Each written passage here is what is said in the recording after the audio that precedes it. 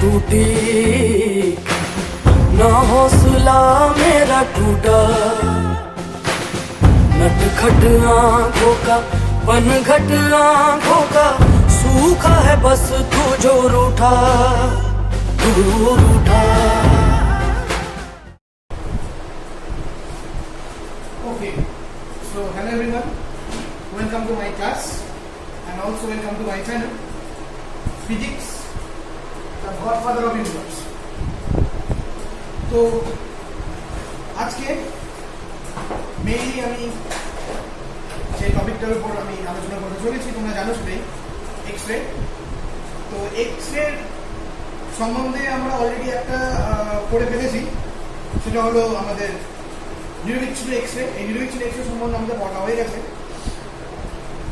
আমাদের এখন যেটা বাকি রয়েছে সেটা হলো বৈশিষ্ট্যমূলক এক্স-রে। তো বৈশিষ্ট্যমূলক এক্স-রে সম্বন্ধে এখন আমাদের পড়তে হবে, এখন আমাদের বৈশিষ্ট্যমূলক এক্স-রে সম্বন্ধে জানতে হবে। তো আমি একটুখানি নিরবিচ্ছিন্ন এক্স-রে সম্বন্ধে একটু বলিনি, একটু রিক্যাপিচুলেট করিনি বৈশিষ্ট্যমূলক এক্স-রে শুরু করার আগে। তো মেইনলি নিরবিচ্ছিন্ন এক্স-রে যেটা ছিল, তো নিরবিচ্ছিন্ন এক্স-রেতে মেইনলি যে জিনিসটা ছিল সেটা হলো এরকম। আমি দেখলাম যে নিরবিচ্ছিন্ন এক্স-রে বা যেটাকে আমরা শ্বেত রশ্মি বলে থাকি, তো শ্বেত রশ্মিটা মেইনলি তৈরি হয়ে থাকে হঠাৎ ইলেকট্রনের অপসারণ গতি মন্দনের ফলে কিংবা গতি বৃদ্ধির ফলে। এবার আমরা জানি যে যখন কোনো চার্জ পার্টিকেলের অপসারণ গতি মন্দন হয় বা গতি বৃদ্ধি পায়, তখন সেই চার্জ পার্টিকেলের দ্বারা একরকমের ইলেকট্রোম্যাগনেটিক রেডিয়েশন দেখা যায়। সেই চার্জ পার্টিকেলের দ্বারা একরকম একরকম ইলেকট্রোম্যাগনেটিক রেডিয়েশন দেখায়, সেটা আমরা খুব ভালোভাবে জানি। এবং সেই যে ইলেকট্রোম্যাগনেটিক রেডিয়েশনটা যে এনার্জিটা সেটা এইচ রু ছাড়া কিছুই না। এবং যখন এই ধরনের যে চার্জ পার্টিকেল, সেই চার্জ পার্টিকেলের যখন অপসারণ গতিরুদ্ধ হয় তখন তারা এইচ রু পরিমাণ এনার্জি করে ত্যাগ করে, এবং সেই এইচ রু পরিমাণ এনার্জিটাই অ্যাকচুয়ালি এক্স-রে হিসাবে আত্মপ্রকাশ করে। এবং এটাও পাশাপাশি দেখেছি যে নিরবিচ্ছিন্ন এক্স-রে যে তৈরি হয়, সেই নিরবিচ্ছিন্ন এক্স-রে তৈরির ক্ষেত্রে সেটা মেইনলি কোনো যে ধাতুটাকে তুমি ইউজ করছো সেই ধাতুর উপরে মেইনলি এটা ইউজ করে না, এটা বেসিক্যালি ইউজ করে থাকে যে পোটেনশিয়ালটা দেওয়া হচ্ছে সেই পোটেনশিয়ালের উপরে। মানে এবং শুধুমাত্র তাই নয়, এই যে আমরা তরঙ্গদৈর্ঘ্য যে পাই, বিভিন্ন তরঙ্গদৈর্ঘ্যের যে গ্রাফটা পেয়েছিলাম কালকে দেখেছিলাম আমরা, বিভিন্ন তরঙ্গের গ্রাফটা আজকে যে 4টা যে 4 রকম তরঙ্গের গ্রাফ পেয়েছিলাম, সেখানে দেখলাম যে এই যে গ্রাফগুলো, সেই গ্রাফগুলো মেইনলি ডিপেন্ড করে কতটা ভোল্টেজ দিচ্ছি। সেই গ্রাফের যে মিনিমাম যে ওয়েভলেন্থ, সেই মিনিমাম ওয়েভলেন্থে ডিপেন্ড করে থাকে আমি কিরকম পরিমাণে আমি পোটেনশিয়াল দিচ্ছি তার কমপ্লিটলি। এবং আমরা যেভাবে টাংস্টেনকে ইউজ করেছিলাম, বাট সেক্ষেত্রে টাংস্টেনকে ইউজ করলেও ডায়োড হিসেবে আমরা মেইনলি বলেছিলাম যে পোটেনশিয়ালের উপরই এই মিনিমাম ওয়েভলেন্থটা ডিপেন্ড করে, এবং যত পোটেনশিয়ালটা বাড়ানো হয় তত মিনিমাম ওয়েভলেন্থের মানটা কিন্তু কমতে থাকে। এবং পোটেনশিয়াল যত বেশি থাকে তত আমরা ইন্টেন্সিটির পরিমাণটা বেশি পাই। ওকে, এবার যখন এবং পোটেনশিয়াল যত আমি কমাই তত ইন্টেন্সিটির মানটা কিন্তু ধীরে ধীরে কমতে থাকে। এটা আমি দেখেছিলাম গ্রাফের মাধ্যমে। মোটা কথা, এই নিরবিচ্ছিন্ন যে এক্স-রেটি সম্পূর্ণ পরিমাণে তৈরি হয়ে থাকে ইলেকট্রনের অপসারণ গতিমন্দন বা গতির হ্রাসের। এবং আমরা দেখলাম নিরবিচ্ছিন্ন এক্স-রে মেইনলি দুরকম, একটা কোমল, একটা কঠিন। কঠিন এক্স-রে যে থাকে তার পেনিট্রেশন পাওয়ারটা বেশি। তো কঠিন এক্স-রে তৈরি করতে গেলে মেইনলি আমাদের কি করতে হয়, মেইনলি আমাদের ইলেকট্রনের যে গতি, সেই ইলেকট্রনের গতিটাকে অপসারণ রুদ্ধ করতে হবে। কিন্তু ইলেকট্রনের গতিটা অপসারণ রুদ্ধ হবে না, রুদ্ধ হওয়ার মতো নয়। কারণ যে কোনো পরমাণুর মধ্যে বিভিন্ন অরবিট থাকে, তো আমি কিরকম পরিমাণে এনার্জি দিচ্ছি, কিরকম পরিমাণ পোটেনশিয়াল এনার্জি দিচ্ছি, কিরকম পরিমাণ পোটেনশিয়াল দিচ্ছি, তার উপর ডিপেন্ড করে ইলেকট্রনের গতি রুদ্ধ হওয়ার প্রশ্ন আসবে। তো আমি যত বেশি পোটেনশিয়াল দিব ও তত বেশি কক্ষপথ ভেদ করবে, যত কম পোটেনশিয়াল দিব তত কম কক্ষপথ অতিক্রম করবে। কারণ এই পোটেনশিয়াল থেকেই ও মেইনলি যেটা পায় সেটা হলো কাইনেটিক এনার্জি, এবং সেই কাইনেটিক এনার্জিটাই যখন ওই এইচ নিউতে কনভার্ট হয় তখন আমরা বাকিগুলো দেখেছিলাম যে কীভাবে এবং এইচ নিউতে কনভার্ট হয় তখনই আমাদের এক্স-রে, নিরবিচ্ছিন্ন এক্স-রে বা শ্বেত রশ্মি সেটা বিকিরণ হয়। এবং আমি তোমাদের লাস্ট দিন যা করেছিলাম এটাও দেখিয়েছিলাম যে ওই আমাদের ল্যামডা আর ভি যেটা, তাদের মধ্যে সম্পর্কটা কিরকম সেটা আমি দেখিয়েছিলাম। যে ভি ইকুয়ালস টু 12,400 বাই ল্যামডার মতো হয়ে থাকে, বা lambda equals to 12,400 by V, তুমি এটাও বলতে পারো একইভাবে, যেটা আমরা কোয়ান্টাম মেকানিক্সে দেখেছি। এবং তার পাশাপাশি আমরা বিভিন্ন রকমের দুরকমের ওয়েভলেন্থ নিয়ে আমি তোমাদের দেখিয়েছিলাম যে কিরকমভাবে আলাদা আলাদা দুটো ওয়েভলেন্থের জন্য দুরকম পোটেনশিয়ালের জন্য আমি দেখেছিলাম দুরকম পোটেনশিয়ালের একটা হাই পোটেনশিয়াল আর লো পোটেনশিয়ালের করেসপন্ডিং যে ওয়েভলেন্থ, সেই ওয়েভলেন্থটা আমি তোমাদের আগের দিন ক্যালকুলেশন করে দেখিয়েছি। তো আজকে বেসিক্যালি আমাদের যেটা আলোচ্য বিষয় সেটা হলো বৈশিষ্ট্যমূলক এক্স রে। তো বৈশিষ্ট্যমূলক এক্স রে সম্পর্কে আমি সংক্ষেপে একটুখানি এই বোর্ডে লিখছি, তোমরা আমার সাথে সাথে লিখে দিতে পারো, তাহলে ভালো হয়, খুব ভালো হয় তাহলে পরে। এই বৈশিষ্ট্যমূলক এক্স রেটা সম্বন্ধে আমি একটু বোর্ডে লিখি, তো সেক্ষেত্রে তোমরা এটা ভালোভাবে বুঝতে পারবে। তো লেটস স্টার্ট, শুরু করা যাক বৈশিষ্ট্যমূলক এক্স রে সম্বন্ধে।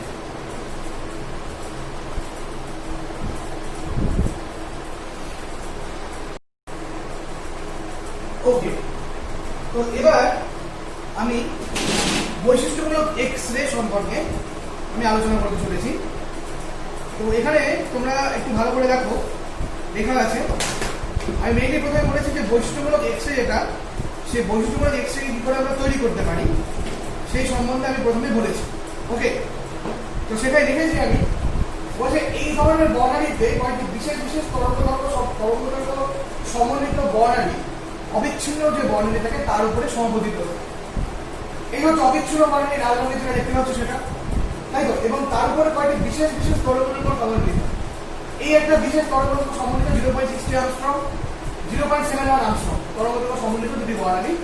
অবিচ্ছিন্ন যে বর্ণালী, অবিচ্ছিন্ন মানে কন্টিনিউয়াস স্পেকট্রাম, এই কন্টিনিউয়াস স্পেকট্রামের উপরে কি থাকে, সমাপতিত অবস্থায় থাকে। নেক্সট মোস্ট ইম্পর্টেন্ট, যেটা আগেরটার থেকে একটু উল্টো, সেটা হলো এর যে তরঙ্গদৈর্ঘ্য, এই তরঙ্গদৈর্ঘ্যটা টার্গেট ধাতুর উপর ডিপেন্ড করে। তুমি টার্গেট যে ধাতুটাকে কিরকম ধাতু নেবে তার উপরে কিন্তু সেটা মেইনলি ডিপেন্ড করে থাকে। ওকে, নেক্সট যেটা বললো সেটা হলো এই যে টার্গেট যে দেখতে পাচ্ছ, টার্গেট হিসাবে আমরা জেনারেলি যাকে ইউজ করি, এই টার্গেট হিসেবে জেনারেলি যাকে ইউজ করা হয় সেটা হলো মলিবডেনাম, তাই তো। এবং এই টার্গেট হিসেবে জেনারেলি যাকে ইউজ করা হয় সেটা হলো মলিবডেনাম। এবার এই যে বৈশিষ্ট্যমূলক এক্স রশ্মি বর্ণালী, এই বৈশিষ্ট্যমূলক এক্স রশ্মি বর্ণালী সম্বন্ধে আমি একটু বলি কিরকম ভাবে ব্যাপারটা হয়। বলছি বৈশিষ্ট্যমূলক এক্স রশ্মি তরঙ্গদৈর্ঘ্য প্রাথমিক এক্স রশ্মি তরঙ্গদৈর্ঘ্যের সমান বা কম হতে পারে। প্রাথমিক এক্স রশ্মি বৈশিষ্ট্যমূলক এক্স রশ্মি তরঙ্গদৈর্ঘ্য থাকে, সেটা প্রাথমিক যে এক্স রশ্মি মানে কন্টিনিউয়াস যে দেখতে পাচ্ছ তার কি হতে পারে, সমান হতে পারে কিংবা তরঙ্গদৈর্ঘ্য কম হতে পারে। যে বস্তুর উপর প্রাথমিক এক্স রশ্মি আবদ্ধ হয় সেই বস্তুর ওপর এক্স রশ্মি তরঙ্গদৈর্ঘ্য নির্ভর করে না। উচ্চ পারমাণবিক ভরযুক্ত বস্তু থেকে আগত বৈশিষ্ট্যমূলক এক্স রশ্মি তরঙ্গদৈর্ঘ্য নিম্ন পারমাণবিক ভরযুক্ত বস্তু হতে আগত রশ্মি তরঙ্গদৈর্ঘ্য অপেক্ষা হ্রস্বতর হয়। বলে হলো নিশ্চয়ই মানেটা, উচ্চ পারমাণবিক ক্রমাঙ্কবিহীন সমস্ত মৌল থাকে তারা যে ধরনের এক্স রশ্মি তৈরি করে তাদের যে তরঙ্গদৈর্ঘ্য সেটা অনেকটাই কম হয় দেন যারা নিম্ন পারমাণবিক ক্রমাঙ্ক মিশ্র যারা হয় তাদের তুলনায়। সেই কারণে এবং নিম্ন ভরযুক্ত তরঙ্গের অনেকটা হ্রস্বতর হয় এবং সেই কারণে বেশি ভেদন শক্তি যুক্ত। যেহেতু এরা কম তরঙ্গদৈর্ঘ্য যুক্ত হয়ে থাকে তার জন্য কি হয়ে থাকে, বেশি ভেদন ক্ষমতা যুক্ত হয়ে থাকে। প্রত্যেক বস্তুই এক এক গুচ্ছ বৈশিষ্ট্যমূলক এক্স রশ্মি উৎপন্ন করে, তাই তো। যেমন আমরা বৈশিষ্ট্যমূলক আমরা নিরবিচ্ছ এক্স রশ্মি আমরা দেখলাম যে বিভিন্ন ভোল্টেজের জন্য ডিপেন্ড করে, এটা আমরা দেখলাম। কিন্তু এখানে ভোল্টেজে ডিপেন্ড করে তুমি কি ধরনের ধাতুকে তৈরি দিচ্ছ তার উপরে। আর নট অনলি দ্যাট, কোন ধরনের কক্ষপথটি এখানে অংশগ্রহণ করছে, যেটা আমি একটুখানি যখন বৈশিষ্ট্যমূলক এক্স রশ্মি উৎপত্তি আলোচনা করবো তাহলে বুঝতে পারবে এখানে কক্ষপথ, কোন কক্ষপথ মেইনলি এখানে কাজ করছে সেই কক্ষপথের উপরে কিন্তু এটা বিশাল রকম ভাবে ডিপেন্ড করে। তো জেনারেলি কোন কক্ষপথ এখানে কাজ করছে তার উপরে কিন্তু এটা খুব বড়সড় ভাবে এর একটা নির্ভরতা থাকে। তো এদের আমরা কে এল এম প্রভৃতি বিভিন্ন শ্রেণীতে ভাগ করতে পারি। কোন মৌলের কে শ্রেণীর অন্তর্গত বৈশিষ্ট্যমূলক এক্স রশ্মি তরঙ্গদৈর্ঘ্য এল বা এম শ্রেণীর তরঙ্গদৈর্ঘ্যের তুলনায় হ্রস্বতর হয়ে যায়। আবার উচ্চ পারমাণবিক ভরের কোন মৌল কে শ্রেণীর অন্তর্গত যে সকল বৈশিষ্ট্যমূলক এক্স রশ্মি উৎপন্ন করে নিম্ন পারমাণবিক ভরের কোন মৌল কর্তৃক উৎপন্ন ওই এক শ্রেণীর এক্স রশ্মি অপেক্ষা অনেক হ্রস্বতর তরঙ্গদৈর্ঘ্য যুক্ত হয়। বৈশিষ্ট্যমূলক এক্স রশ্মি বর্ণালী যে থাকে সেটা মেইনলি গঠিত হয় কয়েকটি বিশেষ বিশেষ তরঙ্গদৈর্ঘ্যের বর্ণালী রেখা দ্বারা, যেটা আমি তোমাকে বললাম, সেটা তোমরা দেখতে পাচ্ছ, বর্ণালী রেখা দ্বারা তৈরি হয়ে থাকে এবং এরা অবিচ্ছিন্ন বর্ণালীর উপর সমাপতিত অবস্থায় থাকে। দেখা যাচ্ছে মলিবডেনাম ধাতু নির্মিত যে সকল টার্গেট বৈশিষ্ট্যমূলক এক্স রশ্মি বর্ণালী তৈরি করে তা আমরা এই ছবিতে দেখতে পেলাম। বৈশিষ্ট্যমূলক এক্স রশ্মি গঠিত হয় কয়েকটি বিশেষ তরঙ্গদৈর্ঘ্যের বর্ণালী রেখা দ্বারা। দেখতে পাচ্ছ স্পেসিফিক্যালি দুটো তরঙ্গদৈর্ঘ্যের বর্ণালী দেখাচ্ছি, কেন এরা আসলো আমি এর সম্বন্ধে পরে ডিসকাশন করছি। Okay fine. এবং এরা অবিচ্ছিন্ন বর্ণালীর ওপর সমাপতিত অবস্থায় থাকে। মলিবডেনাম যেটা দেখলাম। ওকে, এই চিত্র থেকে যেটা দেখা গেল সেটা হলো অল্প তীব্রতার অবিচ্ছিন্ন বর্ণালীর ওপর উচ্চ তীব্রতা তীক্ষ্ণ চূড়া সমাপতিত হচ্ছে। এই যে লাল কালিতে যেটা আমি করেছি সেটা কিন্তু খুবই কম তীব্রতা, সেটা কিন্তু খুবই কম তীব্রতার একটা কন্টিনিউয়াস এক্সরে গ্রাফ, যে কোনো একটা সার্টেন ভোল্টেজে। বাট তার উপরে দুটো হাই ইন্টেন্সিটি, এই একটা ইন্টেন্সিটি একটা ইন্টেন্সিটি, যে গ্রাফের জায়গায় একটু উঠে গেছে বের অনেকটা, এখানে এই অ্যাক্সিসটা একটু টানলে বের ব্যাপারটা, যাই হোক। তো দুটো হাই ইন্টেন্সিটি, আলাদা আলাদা হাই ইন্টেন্সিটি চূড়াওয়ালা, কিন্তু কি হচ্ছে দুটো আর কি জিনিস, দুটো আর কি এরকম গ্রাফ আমরা এখানে সমাপতিত অবস্থা দেখতে পাচ্ছি। যে চূড়া দুটি হলো 0.71 আর্মস্ট্রং এবং 0.63 আর্মস্ট্রং মানের দুটি বিশেষ তরঙ্গদৈর্ঘ্য দ্বারা সৃষ্টি হয়েছে। সাধারণভাবে এই যে চূড়া দুটাতে দেখতে পাওয়া যাচ্ছে, সেই চূড়া দুটিকে টার্গেট ধাতুর বৈশিষ্ট্যমূলক রেখা বলা হয়। ওকে, বৈশিষ্ট্যমূলক বর্ণের তরঙ্গদৈর্ঘ্য এক্সপ্রেসিভ নলে প্রযুক্ত যে বিভব প্রভেদ তার উপর কিন্তু কোনোভাবে ডিপেন্ড করে না, বারবার বলছি, এবং যেটা আমরা উৎপত্তিতে দেখবো বারবার এটা ডিপেন্ড করে তুমি কিভাবে টার্গেট ধাতুকে ইউজ করছো সেটা।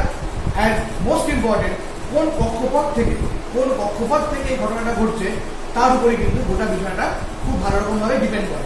তো এখন আমরা বৈশিষ্ট্যমূলক এক্সরে যে উৎপত্তি, সেই উৎপত্তি সম্বন্ধে আমরা একটু দেখবো, তাহলে পরে আমাদের যে গোটা কনসেপশনটা, সেই গোটা কনসেপশনটা আমাদের ক্লিয়ার হয়ে যাবে। চলো স্টার্ট, দেখা যাক।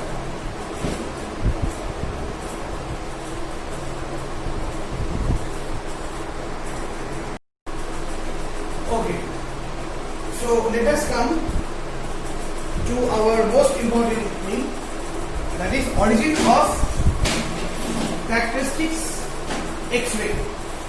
বৈশিষ্ট্যমূলক এক্স-রে বর্ণালীর উৎপত্তির যে পদ্ধতি সেটা নিয়ে এখন আমরা আলোচনা করতে চলেছি।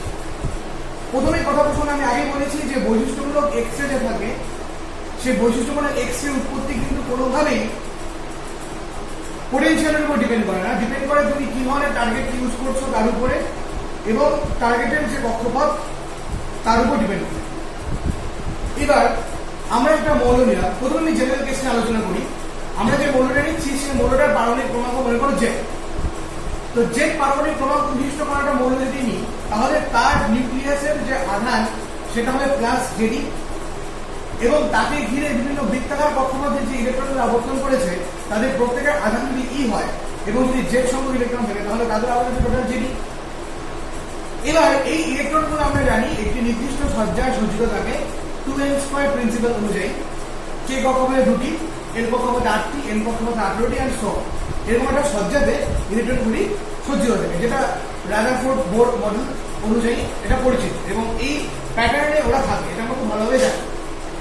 এবং শুধু তাই নয়, আমরা পাশাপাশি এটাও জানি যে একটা কক্ষপথের শক্তি আরেক রকম, এবং এটা আমরা আগের দিন এটাও দেখেছিলাম যে কক্ষপথের শক্তির সাথে আমরা প্রিন্সিপাল কোয়ান্টাম নাম্বারের যে রিলেশনশিপ যেটা আমরা দেখেছি, নিউক্লিয়াসের সামনে যে কক্ষপথ তার শক্তি যা হয়, নিউক্লিয়াসের যত দূরে যাওয়া যায় কক্ষপথের শক্তি কিন্তু ওর হ্রাস পেতে থাকে, এটা আমরা জানি।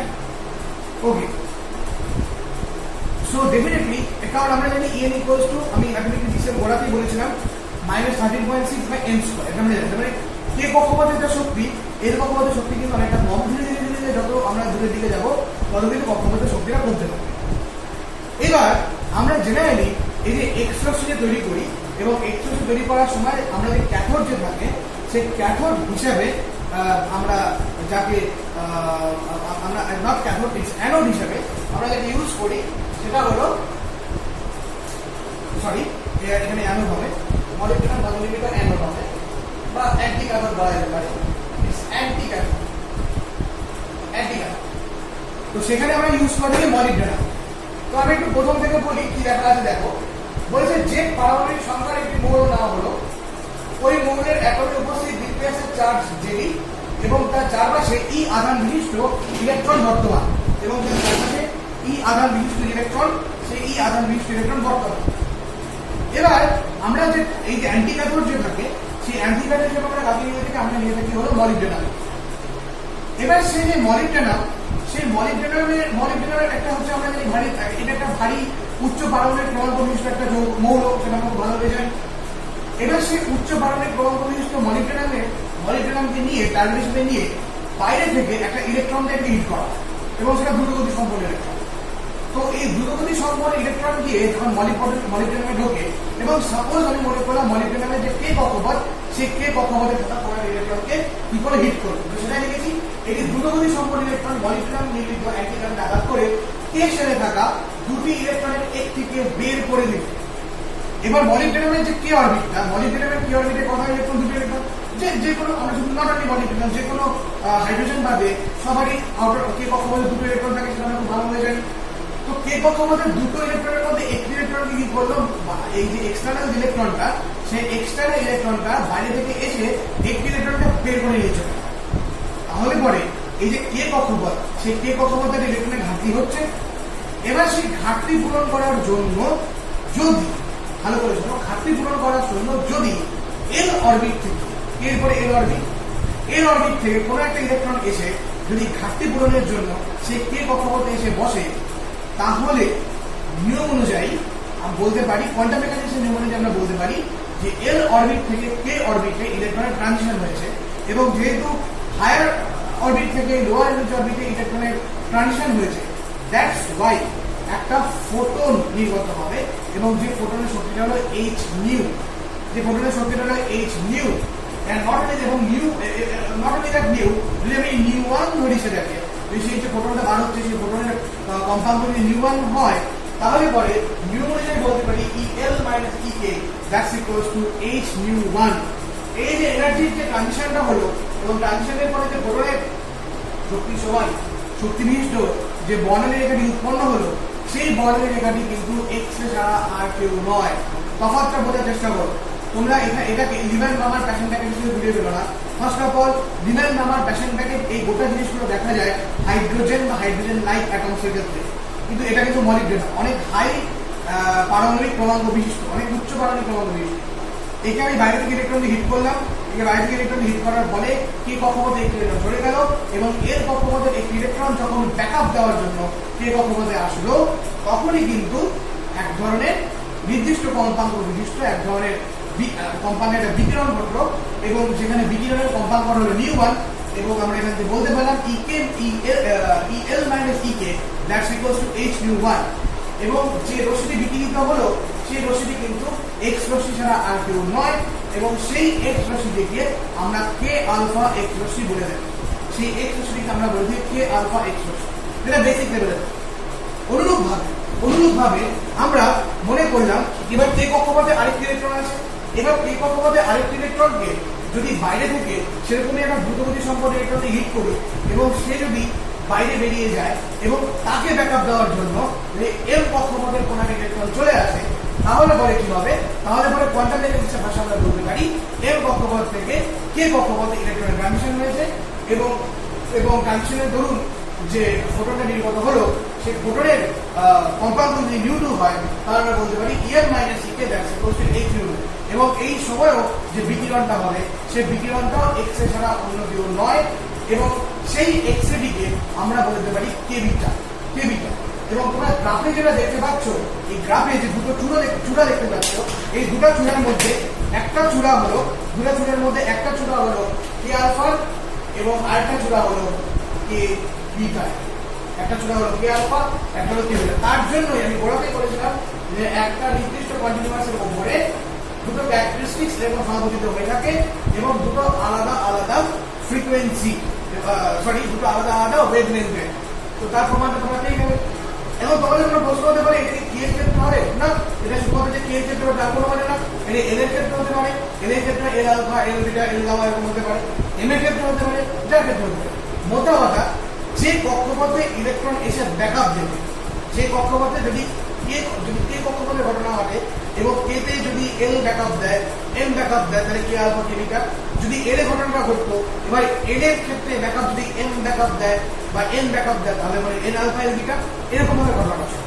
এবং এই গোটা প্রসেসটাতেই কিন্তু আমাদের এই ক্যারেক্টারিস্টিক্স যে এক্স রে, এই ক্যারেক্টারিস্টিক্স এক্স রে তৈরি হয়। এখন আমার তোমাদের কাছে একটা প্রশ্ন, এই যে গোটা পদ্ধতিটা বললাম, এই গোটা পদ্ধতিটার একটা নাম আছে। ওকে, সো এবার যেটা হবে সেটা হলো মোজলে সূত্র, যেটা খুব ইম্পর্টেন্ট জিনিস এবং ইন্টারেস্টিং জিনিস। 1913-14 খ্রিস্টাব্দে ব্রিটিশ বিজ্ঞানী মোজলে এই বৈশিষ্ট্যমূলক যে এক্স রশ্মি, এই বৈশিষ্ট্যমূলক এক্স রশ্মি সম্পর্কে উনি কিছু বিস্তারিত অনুসন্ধান করেন। তো বিভিন্ন পরীক্ষার ফলাফল থেকে তিনি একটা দেখেন যে কোনো একটা বিশেষ বর্ণালী রেখা, এক্স রশ্মি বিশেষ বর্ণালী এক্স রশ্মি রেখা ফ্রিকোয়েন্সি নিউ হয়, এবং যে সমস্ত মৌল এই ধরনের বর্ণরেখা তৈরি করে তাদের পারমাণবিক সংখ্যা বা পারমাণবিক ক্রমাঙ্ক যদি জেড হয়, তাহলে নাকি এই নিউ মানে আমাদের এই পারমাণবিক মানে নিউ মানে আমাদের ওই বলে কম্পাঙ্ক, যেটা ছিল যে বর্ণরেখার যে কম্পাঙ্ক নিউ এবং যে পারমাণবিক সংখ্যা জেড, তাদের মধ্যে একটা বিশেষ ধরনের রিলেশনশিপ তারা হোল্ড করে থাকে, সেটা হলো new proportional Z square, new proportional Z square.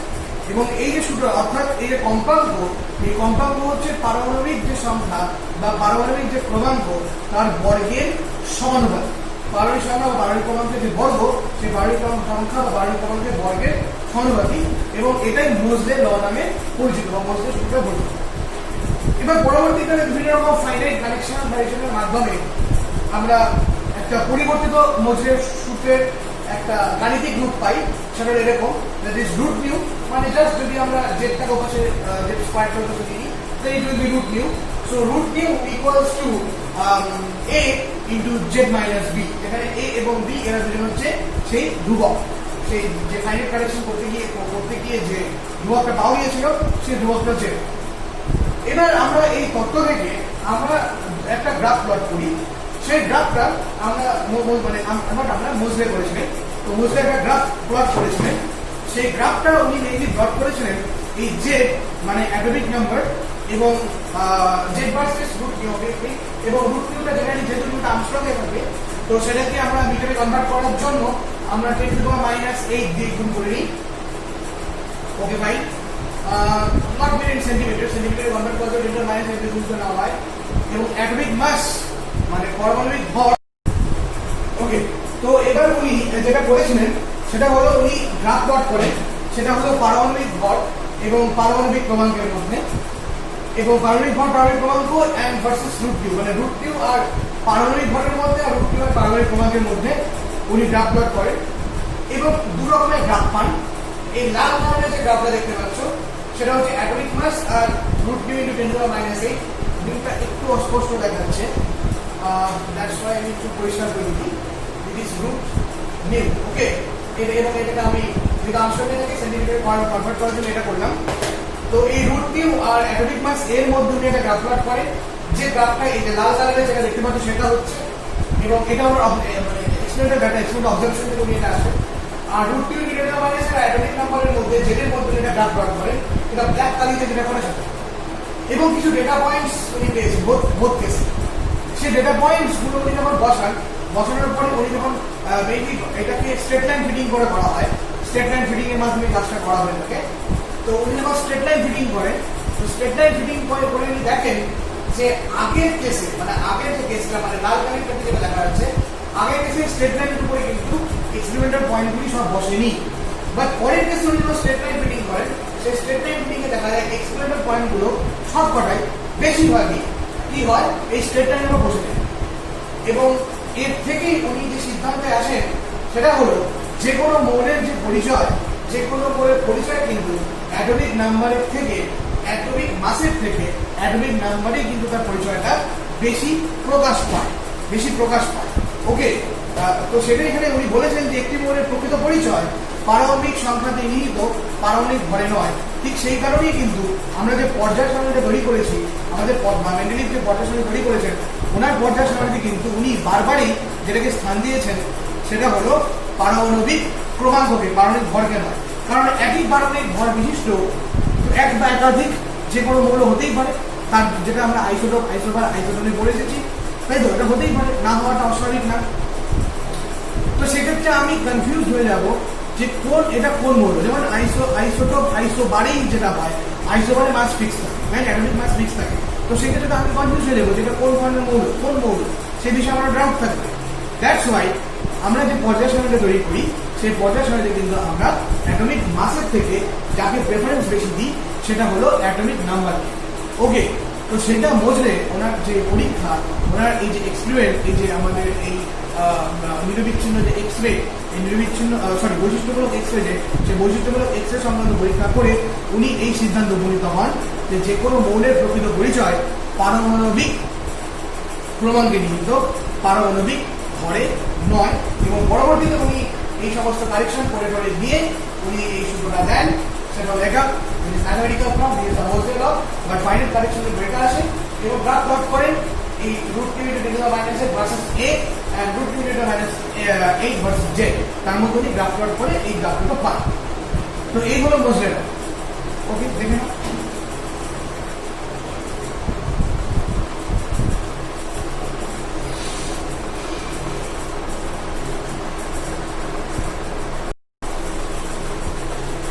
Fine. So আজকে আমাদের ডিসকাশনটা আমি এখানেই এন্ড করছি আজকে ডিসকাশনটা আমি এখানে। সো নেক্সট দিন আমাদের দুটো টপিক বাকি থাকবে। একটা হচ্ছে বোর্ড যে হাইপোথিসিস, এই বোর্ড হাইপোথিসিসের সাহায্যে মোজেলের এক্সপ্লেনেশন, এটা আমাদের পরের দিন বাকি থাকবে, পরের দিন আলোচনার বিষয়, এটা আমাদের মেইন বিষয়, এটা আমাদের থাকবে। আর বোর্ড হাইপোথিসিসের সাহায্যে এই যে এক্স-রে যে ঘটনাগুলো কি এই যে বিভিন্ন এক্স-রে বর্ণালী তাদের ব্যাখ্যাটা আমরা করবো না, মোজেল লয়ের সাহায্যে আমরা এটাকে এক্সপ্রেশন দেবো এবং তার উপর বেস করে কিছু নিউমেরিক্যালস করাবো আমি অ্যাটমিকের উপরে। তো আমি চাইছি অ্যাটমিক আর কোয়ান্টামের উপরে নিউমেরিক্যালসটা একসাথে করাতে, এটা আমার একটা ইচ্ছে বলতে পারে এক প্রকারের। তো আমি সেটাই পড়াবো, কারণ কোয়ান্টামের উপর নিউমেরিক্যালস এখনো বাকি আছে। তো আমি আগামীকাল আমি যেটা করবো, আমি কম্পাউন্ড এফেক্টের উপরে একটা ভিডিও দেবো আগামীকালকে, যেটা আমি করাইনি, কোয়ান্টামের মধ্যে ছিল কম্পাউন্ড এফেক্টের উপরে। এবং আগামীকাল তো শনিবার এবং রবিবার দিন আমি যেটা করাবো, রবিবার দিন আমি বাকি পার্টটা শেষ করবো। আর সোমবার দিন আমি কি করবো, সোমবার এবং মঙ্গলবার এই দুদিন আমি তোমাদের কোয়ান্টাম এবং অ্যাটমিকের উপরে যাবতীয় যত নিউমেরিক্যাল প্রবলেম, এক্স-রে সংক্রান্ত বা অন্যান্য জিনিস সংক্রান্ত বিভিন্ন রকমের স্পেশাল টাইপের নিউমেরিক্যাল প্রবলেম আমি তোমাদেরকে করাবো। তাহলে আমাদের শেষ হয়ে যাবে। তো আমাদের নিউক্লিয়ারটাও শেষ হয়ে গেল, আর কিছু বাকি থাকলো নিউক্লিয়ার আমাদের। তারপরে আমি আগামী উইক থেকে, আগামী বুধ বৃহস্পতি এরকম সময় থেকে আমি তোমাদের ইলেকট্রোস্ট্যাটিক্স এর ওপর কাজ শুরু করে দেব। ওকে, সো এগুলো ভালো করে দেখো। আর আরেকটা প্রশ্ন, আজকে যে প্রশ্নটা ছিল সেই প্রশ্নটা আমি একটু বলে দিই আরেকবার। সেটা হয়তো প্রথমবার হয়তো ভিডিওতে তোমরা নাও শুনতে পারো, শুনলেও নাও শুনতে পারো, কারণ ভিডিওটা স্টপ হয়ে গিয়েছিল। সেটা হলো এই যে আমরা যে আজকে যে এই ক্যারেক্টারিস্টিক্স এক্স-রেটা যে পড়লাম, মানে বৈশিষ্ট্যমূলক এক্স-রে, তো এই বৈশিষ্ট্যমূলক এক্স-রেটা যে পদ্ধতিতে আমরা তৈরি করলাম, যে পদ্ধতির নিয়ে আমরা আলোচনাটা করলাম মেইনলি, সেই পদ্ধতিটির নাম কি? সেই পদ্ধতিটির নাম, এর তো অনেক নাম আছে, যেমন আমরা বিভিন্ন রকমের ফিজিক্যাল পদ্ধতি দেখলাম, যেমন কোয়ান্টাম মেকানিক্স দেখলাম ফটোলিটিক এফেক্ট, তেমনি আগামীকাল দেখবো কম্পাউন্ড এফেক্ট, তেমনি পেয়ার প্রোডাকশন, এবং অনেক রকমের ফিজিক্যাল ফেনোমেনন থাকে, বিভিন্ন রকম ঘটনা থাকে। তো এই যে প্রসেসটার মাধ্যমে আমরা এই বৈশিষ্ট্যমূলক এক্স-রে বা ক্যারেক্টারিস্টিক্স এক্স-রেটা তৈরি করলাম বা করলাম, আমার প্রশ্ন হচ্ছে এই প্রসেসটার নামটা কি? এই প্রসেসটার নামটা অবশ্যই তোমরা আমাকে কমেন্ট বক্সে জানাবে, অবশ্যই এটা প্রসেসের নামটা অবশ্যই আমাকে তোমরা কমেন্ট বক্সে জানাবে, সেটা জানতে চাই। আর তো আমাদের তো হয়ে গেল আজ, ফাইন, বাই, গুড বাই।